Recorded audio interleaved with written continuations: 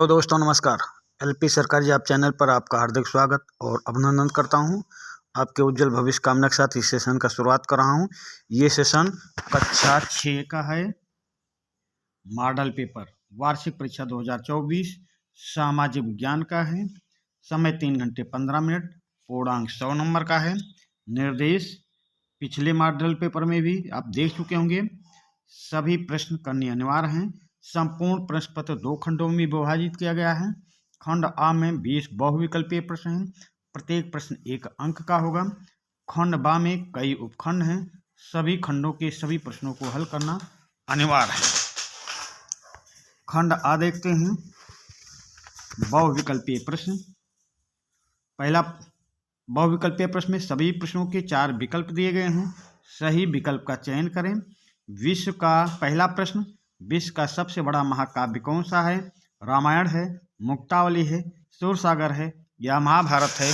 तो विश्व का सबसे बड़ा महाकाव्य तो महाभारत है, विश्व का सबसे बड़ा महाकाव्य। अगले प्रश्न पे आ जाएं। प्रश्न नंबर 2, हड़प्पा सभ्यता की खोज किसने की? दयाराम साहनी ने की, राखालदास बनर्जी ने की, एम.जी. मजुमदार ने की या एस.आर. राव ने की? तो हड़प्पा सभ्यता की खोज किसने की? तो हड़प्पा सभ्यता की खोज दयाराम साहनी ने की। प्रश्न नंबर 2 का ऑप्शन ए सही उत्तर होगा। प्रश्न नंबर 3 पे आ जाएं। तंत्र मंत्र जादू टोने का वर्णन किस वेद में है? तंत्र मंत्र जादू टोने का वर्णन किस वेद में है? तो अर्थववेद में, सामवेद में, ऋग्वेद में या यजुर्वेद में? तो तंत्र मंत्र जादू टोने का वर्णन अथर्ववेद में है। यानी प्रश्न नंबर 3 का ऑप्शन ए सही उत्तर होगा। प्रश्न नंबर 4 पे आ जाएं। गौतम बुद्ध को ज्ञान कहाँ प्राप्त हुआ? गया में, पटना में, रोहतास में, मोतिहारी में? तो गौतम बुद्ध को ज्ञान प्राप्त हुआ था गया में। प्रश्न नंबर 4 का ऑप्शन ए सही उत्तर होगा। प्रश्न नंबर 5 पे आ जाएं। मौर्य वंश का अंतिम शासक कौन था? अशोक थे, दशरथ थे, कुणाल थे या बृहदर्थ थे? तो मौर्य वंश का अंतिम शासक बृहदर्थ थे। प्रश्न नंबर 5 का ऑप्शन डी सही उत्तर होगा। प्रश्न नंबर 6 पे आ जाएं। किस शासक के शासनकाल में चतुर्थ बौद्ध संगीत हुई? तो अजातशत्रु के काल में हुई या अशोक के काल में हुई या कालाशोक के काल में हुई या कनिष्क के काल में हुई? तो किस शासक के काल में चतुर्थ बौद्ध संगीत हुई? तो कनिष्क शासक के काल में चतुर्थ बौद्ध संगीत हुई थी। प्रश्न नंबर 7 पे आ जाएं। किस वंश के शासकों ने सोने का सिक्का चलाया था? शकों ने चलाया, यूनानियों ने चलाया, पहलवों ने चलाया या कुषाणों ने चलाया?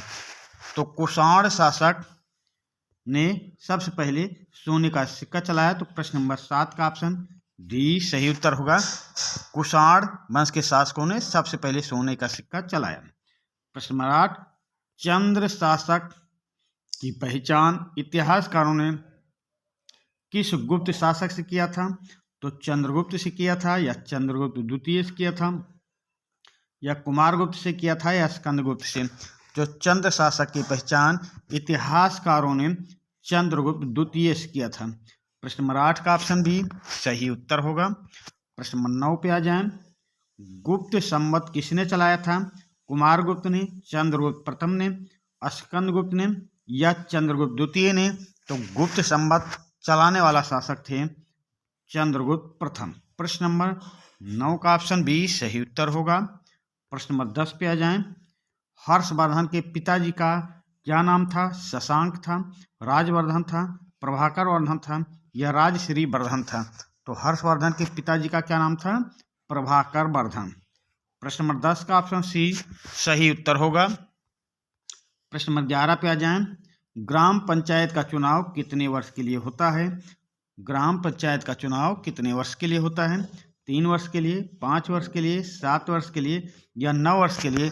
तो ग्राम पंचायत का चुनाव जो होता है वो होता है 5 वर्ष के लिए। प्रश्न नंबर 11 का ऑप्शन बी सही उत्तर होगा। प्रश्न नंबर 12 पे आ जाएं।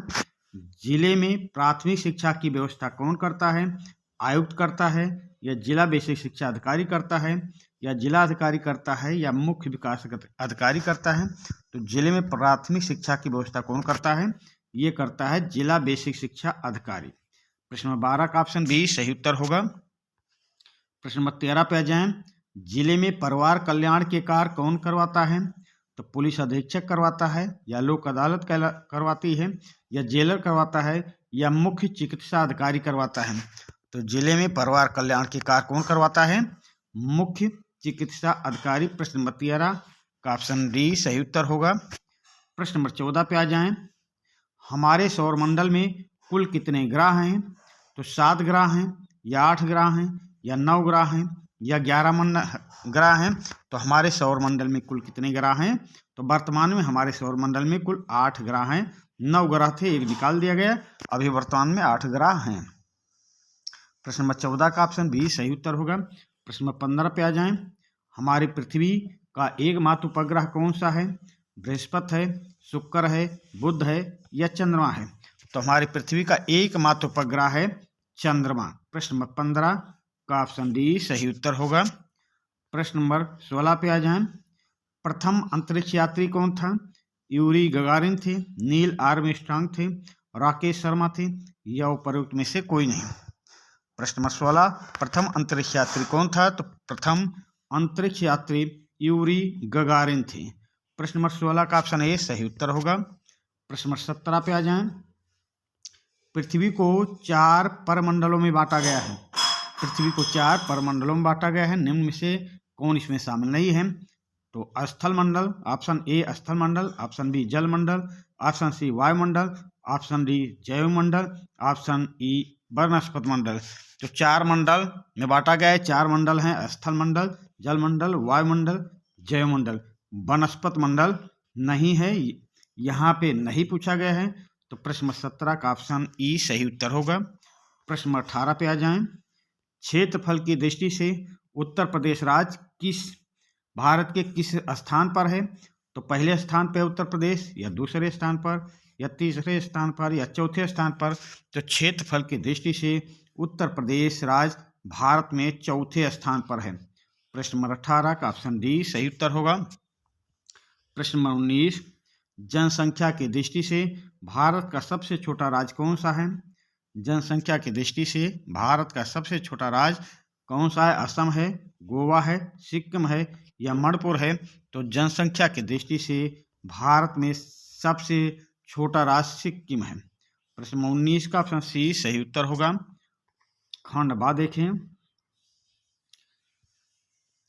खंड बा में रात के आकाश में सर्वाधिक चमकीला आकाशीय पिंड, तो सर्वाधिक चमकीला आकाशीय पिंड कौन सा है? चंद्रमा है।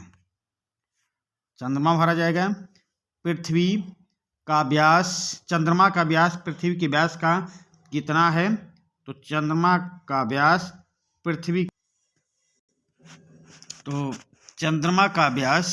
पृथ्वी के व्यास का कितना है? 1/4। 1/4 है। 1/4 है। अगला प्रश्न, चंद्रमा पर पहुंचने वाला पहला व्यक्ति कौन था? तो चंद्रमा पर पहुंचने वाला पहला व्यक्ति नील आर्मस्ट्रांग थे।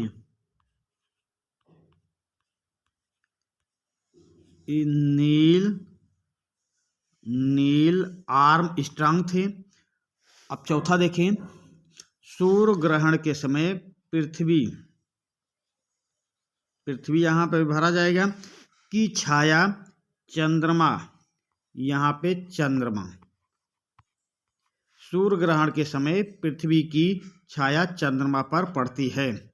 अब पांचवा देखें। अंतरिक्ष की यात्रा करने वाला प्रथम भारतीय, तो भारतीय हैं राकेश शर्मा।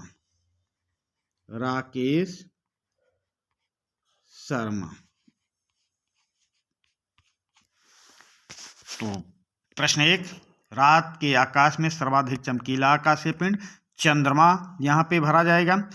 चंद्रमा का व्यास पृथ्वी के व्यास का 1/4 है, 1/4 भरा जाएगा। तीसरा, चंद्रमा पर पहुंचने वाला पहला व्यक्ति नील आर्मस्ट्रांग है तीसरे में। और चौथे में सूर्य ग्रहण के समय पहले में पृथ्वी की छाया, दूसरे पे चंद्रमा पर पड़ती है। और 5वें में अंतरिक्ष की यात्रा करने वाले प्रथम भारतीय राकेश शर्मा हैं। अब सही जोड़े बनाइए। सही जोड़े में मंगल ग्रह के उपग्रहों की संख्या, सूर्य से पृथ्वी की दूरी, सर्वाधिक उपग्रह वाला ग्रह, शून्य उपग्रह वाला ग्रह, दूरी का मापक, शुक्र 2 लगभग 15 करोड़ किलोमीटर, फिर प्रकाश वर्ष बृहस्पति। तो यहाँ पे सही जोड़े बनाना है। तो मंगल ग्रह के उपग्रहों की संख्या कितनी है? तो मंगल ग्रह के उपग्रहों की संख्या 2 है। फिर सूर्य से पृथ्वी की दूरी लगभग 15 करोड़ किलोमीटर है। फिर सर्वाधिक उपग्रह वाला ग्रह बृहस्पति है। फिर शून्य उपग्रह वाला ग्रह कौन सा है? शुक्र, इसके पास कोई ग्रह नहीं। और दूरी का मापक है प्रकाश वर्ष। दूरी का मापक प्रकाश वर्ष है। तो इसका स्क्रीनशॉट ले लें। अब हम अगले प्रश्न पे चलते हैं। सही कथन के सामने सही, सही कथन के सामने सही और गलत कथन के सामने गलत का निशान लगाइए। तो सही कथन के सामने सही और गलत कथन के सामने गलत का निशान लगाना है। तो चलते हैं, पहला प्रश्न देखते हैं। प्रश्न नंबर 1, पंचायत समिति का कार्य गांव में रोशनी का प्रबंध करना है। तो ये सही है या गलत है, ये आपको बताना है। प्रश्न नंबर 1, पंचायत समिति का कार्य गांव में रोशनी की व्यवस्था करना है। ये भाई सही है। प्रत्येक ग्राम सभा में एक पंचायत समिति होती है। सही है। पंचायत समिति के सदस्यों की संख्या निश्चित नहीं होती है। जैसी जनसंख्या होगी उसके आधार पर संख्या होती है। मेला, दुकान, मकान आदि पर लगे कर द्वारा ग्राम पंचायत की आय होती है। ये सही है। नगर निगम का अध्यक्ष प्रधान कहलाता नहीं, मेयर कहलाता है। तो एक सही है, दूसरा सही है, तीसरा गलत है, चौथा सही है, पांचवा गलत है। तो 1, 2 और चौथा सही है, 3 और 5 गलत हैं। अब चलते हैं अगले प्रश्न पे। आते लघु उत्तरीय प्रश्न, सभी प्रश्नों के उत्तर संक्षेप में दीजिए। तो बाणभट्ट किसका दरबारी कब था? तो बाणभट्ट हर्षवर्धन के दरबारी कब थे? बाणभट्ट हर्षवर्धन के दरबारी कब थे? दूसरा प्रश्न, सड़क दुर्घटनाएं क्यों होती हैं? तो सड़कों पर अधिक भीड़, जल्दबाजी, असावधानी और सड़क सुरक्षा नियमों का पालन न करने से सड़क दुर्घटनाएं होती हैं। तीसरा प्रश्न देखें, संसार की छत किस पठार को कहा जाता है? तो संसार की छत तिब्बत के पठार को कहा जाता है। अगला प्रश्न, भारत किस गोलार्ध में स्थित है? तो भारत उत्तरी गोलार्ध में स्थित है। पांचवा प्रश्न, विश्व का सबसे बड़ा महासागर कौन सा है? तो विश्व का सबसे बड़ा महासागर प्रशांत महासागर है। लघु उत्तरीय प्रश्न देखते हैं। सभी प्रश्नों के उत्तर कम से कम 40 शब्दों में दीजिए। सभी प्रश्नों के उत्तर कम से कम 40 शब्दों में दीजिए। पहला प्रश्न है, गुप्त काल को भारत का स्वर्ण युग क्यों कहते हैं? स्पष्ट कीजिए। तो गुप्त सम्राटों ने विशाल साम्राज्य स्थापित कर केंद्रीय शक्ति को दृढ़ किया और श्रेष्ठ शासन प्रबंध द्वारा शांति स्थापित की। ये शासन व्यवस्था मौर्यकालीन 3 स्तरीय, स्थानीय, प्रांतीय व केंद्रीय से मिलती जुलती थी। इस काल में साहित्य, कला, धर्म, संस्कृति का उल्लेखनीय विकास हुआ। गुप्त काल में उद्योग धंधे, व्यापार तथा वाणिज्य में अत्यधिक प्रगति हुई।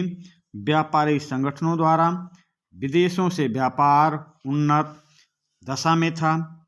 पाटलिपुत्र, वैशाली, उज्जैनी समृद्ध नगर थे। देश धन धान्य से परिपूर्ण था। इस कारण गुप्त काल को स्वर्ण युग कहते हैं। अगला प्रश्न देखते हैं। दूसरा, मरुस्थलीय क्षेत्र में वनस्पति कम क्यों पाई जाती है? मरुस्थलीय क्षेत्र में वनस्पति कम क्यों पाई जाती है? तो मरुस्थलीय क्षेत्र में वर्षा कम होती है, साल भर सूखे जैसा मौसम रहता है, गर्मी अधिक पड़ती है, मरुस्थलीय क्षेत्र की जमीन रेतीली एवं बलुई होती है, मरुस्थलीय क्षेत्र की जलवायु विषम होने के कारण यहाँ वनस्पति कम पाई जाती है। इन सब कारणों से मरुस्थलीय क्षेत्र में वनस्पतियाँ कम पाई जाती हैं। अब खंड चा देखें। दीर्घ उत्तरीय प्रश्न है। खंड चा में दीर्घ उत्तरीय प्रश्न है। मौर्य प्रशासन का वर्णन कीजिए। तो प्रशासन के लिए साम्राज्य 3 स्तरों में बटा था: केंद्र, प्रांत, जनपद। इस समय नौकरशाही व्यवस्था थी।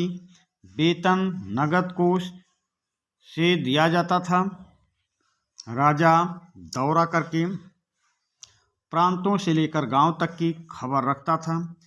गुप्तचर पूरे साम्राज्य की सूचना राजा को देते थे। बाहरी आक्रमण और आंतरिक विद्रोह को दबाने के लिए पैदल, हाथी और घोड़े से निर्मित थल सेना थी। थल सेना थी। मेगास्थनीज की इंडिका और कौटिल्य के अर्थशास्त्र से मौर्य प्रशासन तंत्र की जानकारी मिलती है। चंद्रगुप्त मौर्य के हाथ में शासन के सारे अधिकार थे। उनकी सहायता के लिए एक परिषद थी, जिसमें बुद्धिमान सदस्य राजा को सलाह देते थे। कृषि कर, सिंचाई कर, व्यापार कर आय के मुख्य स्रोत थे। राज्य के जंगलों और खानों पर राज्य का स्वामित्व था। राज्य सेना के लिए हथियारों का निर्माण करते थे। लगभग 2500 वर्ष पूर्व यह मौर्यकालीन प्रशासन ढांचा आज भी हमारे देश के ढांचे से मिलता है। तो इस तरह दीर्घ उत्तरीय प्रश्न का पहला प्रश्न हुआ। अब दूसरा प्रश्न देखते हैं। उत्तर प्रदेश राज्य के सभी पड़ोसी राज्यों और उनकी राजधानियों के नाम लिखिए।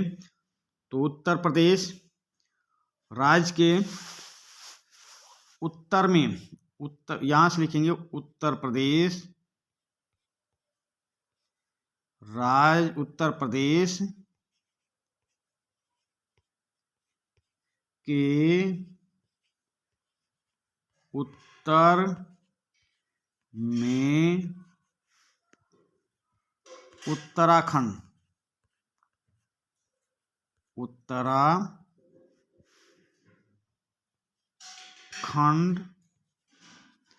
दूसरा राज्य हिमाचल प्रदेश स्थित है।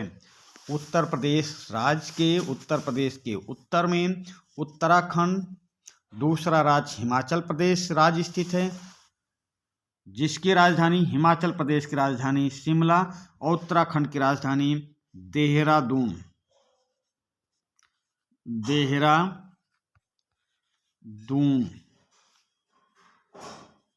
उत्तराखंड की राजधानी उत्तर प्रदेश के, यहाँ पे समझें बात को, उत्तर प्रदेश के उत्तर में पहला राज्य उत्तराखंड है, जिसकी राजधानी देहरादून है। फिर से उत्तर प्रदेश के उत्तर में उत्तराखंड राज्य स्थित है, जिसकी राजधानी देहरादून है।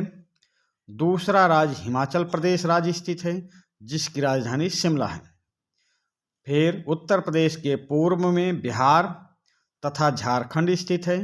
बिहार की राजधानी पटना है, झारखंड की राजधानी रांची है। फिर उत्तर प्रदेश के दक्षिण में छत्तीसगढ़ और मध्य प्रदेश राज्य स्थित है। छत्तीसगढ़ की राजधानी रायपुर है तथा मध्य प्रदेश की राजधानी भोपाल है। तथा उत्तर प्रदेश के पश्चिम में हरियाणा और राजस्थान राज्य स्थित है। हरियाणा की राजधानी चंडीगढ़ है और राजस्थान की राजधानी जयपुर है। तथा केंद्र शासित प्रदेश दिल्ली स्थित है, जिसकी राजधानी नई दिल्ली है। उत्तर प्रदेश में वर्तमान में 75 जिले हैं, जो 18 मंडलों में विभाजित हैं। कमिश्नरी या मंडल जनपद एवं प्रदेश के मध्य प्रशासनिक इकाई है। प्रशासनिक इकाई है,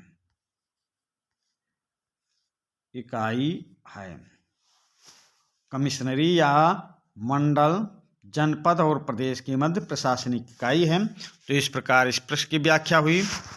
अब फिर अगले सेशन में आपसे फिर मुलाकात होगी। तब तक के लिए हम आपसे विदा चाहते हैं। धन्यवाद।